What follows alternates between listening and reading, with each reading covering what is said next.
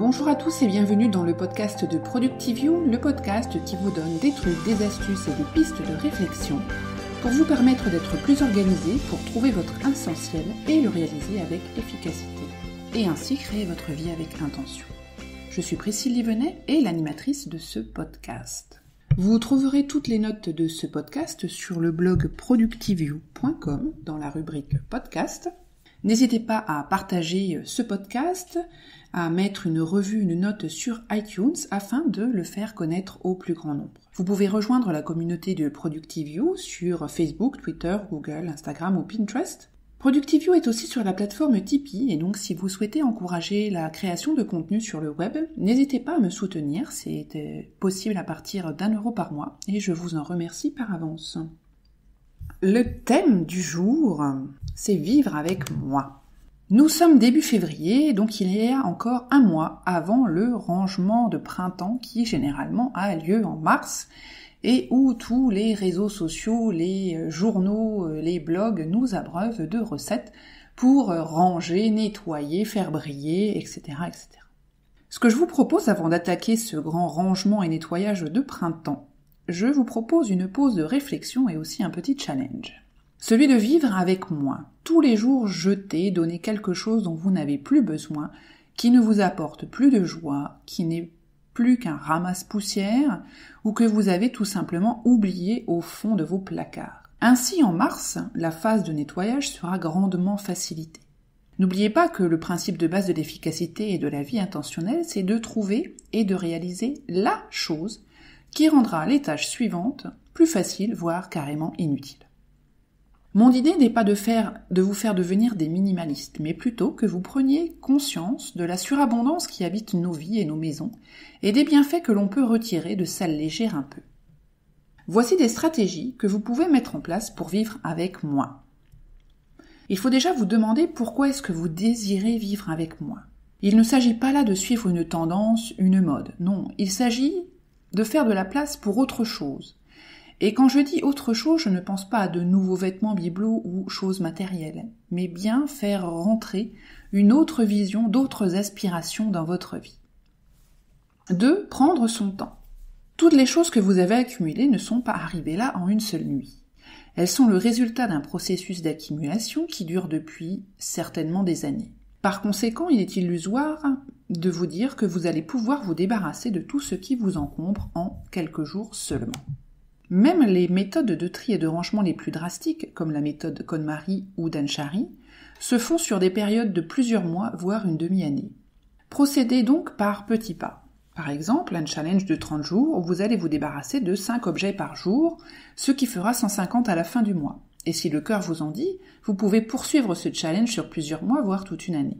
Comme dans toute méthode, si l'on veut que cela dure, que cela devienne une réelle habitude, allez-y en douceur, avec une très grande régularité. Le but n'est pas de vous séparer de plein de choses d'un coup pour en racheter plein un jour de déprime, ou bien à cause d'une sorte d'effet de balancier. On se restreint tellement pendant une période que l'on finit par craquer et de tomber dans l'excès inverse. Alors, doucement. Petit 3, pesez bien l'importance que les objets ont pour vous. Il y a forcément des choses qui comptent plus que d'autres. Mais si tout est important, rien n'est important. Alors prenez le temps de la réflexion pour vous séparer des objets qui n'ont plus rien à faire dans votre vie. Petit 4, occupez-vous de vos propres affaires. Même si cela peut vous faire rager de voir votre conjoint ou bien vos enfants accumuler une quantité incroyable de choses, et que vous êtes très tenté d'aller faire une mission commando dans la chambre de votre ado, réfrénez-vous. Au lieu de cela, montrez l'exemple. Votre attitude finira par faire des émules petit à petit. Là encore, il y a peu de chances que ce fameux ado soit touché par la grâce soudainement et devienne un rangeur compulsif. Alors patience et bienveillance.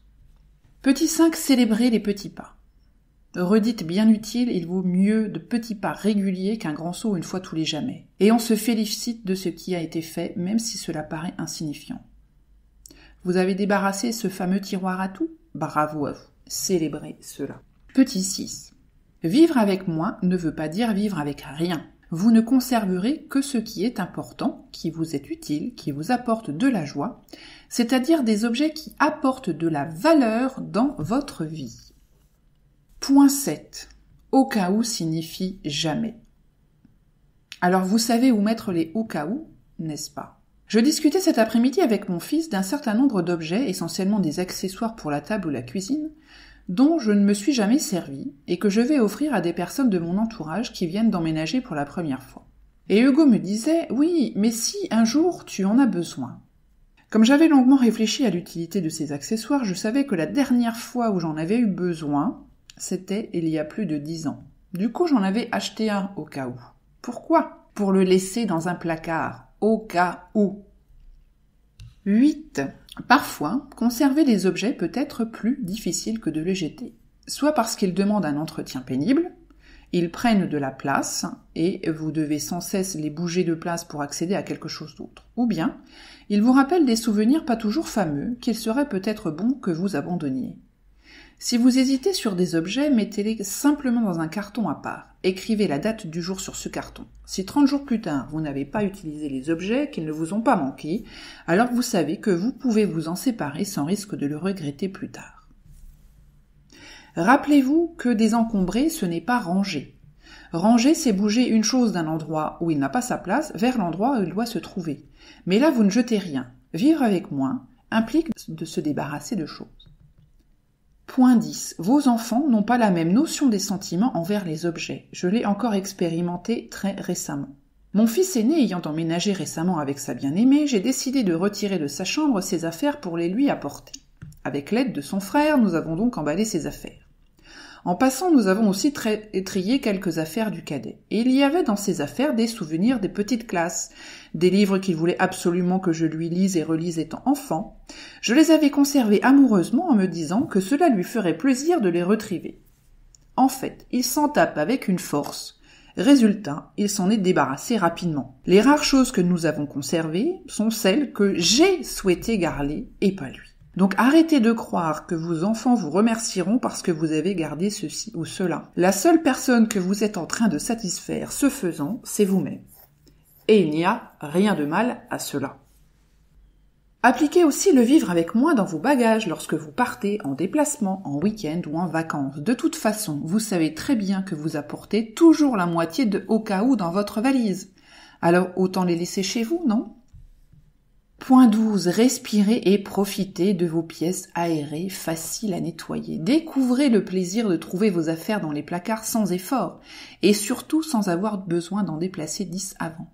Découvrez le plaisir de vous souvenir de là où tout se trouve, sans avoir besoin de faire des listes sur des boîtes de rangement pour vous rappeler ce qui se trouve à l'intérieur. Et éprouvez aussi le bonheur de faire entrer la nouveauté qui va envahir votre vie à présent qu'il y a de la place. Mais quels sont les bénéfices de vivre avec moi ? Eh bien déjà, on fait moins de ménage, de rangement toutes les semaines, et donc on a plus de temps pour profiter de la vie, de sa famille ou pour se livrer à ses passions. On fait aussi moins de dépenses. En apprenant à vivre avec moins, on apprend à acheter moins et à se poser les bonnes questions avant d'acheter. Et donc vous allez naturellement dépenser moins pour les choses qui n'en valent pas la peine. Mais vous allez pouvoir utiliser cet argent pour des projets, des choses importantes pour vous ou votre famille à court, moyen ou long terme. C'est aussi une plus grande possibilité d'utiliser votre argent pour soutenir des causes auxquelles vous croyez. Vous allez pouvoir aussi plus facilement vous libérer du passé. Certains objets vous retiennent dans le passé, dans des souvenirs ou des émotions qui doivent partir. C'est un moyen de faire la paix avec son passé, avec certains événements et ainsi d'être prêt à accueillir le présent et l'avenir. C'est aussi meilleur pour l'environnement. En modifiant nos habitudes de consommation, en consommant moins, on participe aussi à réduire notre empreinte sur l'environnement. Cela va nous aider aussi à privilégier la qualité aux dépens de la quantité. En étant plus réfléchi sur nos achats, sur l'utilité des nouveaux objets que nous souhaitons acquérir, vous allez aussi réfléchir à leur longévité et par conséquent privilégier des articles de meilleure qualité, peut-être réalisés par des artisans locaux que vous allez ainsi soutenir dans leur développement. Vous allez aussi avoir un intérieur plus attirant, dans lequel vous vous sentirez bien et dans lequel vous aurez plaisir à rentrer le soir, certain de retrouver la chaleur de votre chez vous, sans perturbation visuelle inutile, sans vous faire des reproches à chaque fois que vous ouvrirez un placard ou entrerez dans une pièce. Cela pourrait aussi vous permettre de vivre dans un endroit plus petit mais plus cher, mais peut-être par conséquent aussi dans un meilleur quartier, plus proche de votre travail, près d'une meilleure école pour vos enfants ou bien à proximité de vos proches, chose que vous ne pourriez peut-être pas vous permettre si vous aviez beaucoup plus de choses à ranger ou à stocker. Enfin, du même qu'une surcharge d'informations et de données est néfaste pour votre cerveau, vivre dans un environnement encombré, où vous vous êtes sans cesse stimulé visuellement, empêche le repos de vos yeux et de votre cerveau. Sans rechercher nécessairement un intérieur ultra minimaliste, vivre dans des pièces moins chargées est un vrai régal pour le cerveau, les yeux et votre créativité. Eh bien voilà, c'est tout pour cette semaine. J'espère que je vous aurai donné envie de commencer à faire le tri chez vous, à vous libérer de tous ces objets qui finalement ne sont pas utiles et qui auront très probablement une utilité auprès de quelqu'un d'autre. Alors, remplissez vos sacs poubelles de tout ce qui est cassé ou bon à jeter. Remplissez de grands sacs que vous allez déposer dans des associations pour les vêtements ou les objets type Emmaüs ou la Croix-Rouge. N'hésitez pas, ils sont très demandeurs de ces objets, ils en ont besoin parce que d'autres en ont besoin. Je vous souhaite à tous une très bonne semaine et on se retrouve très bientôt. Bye bye!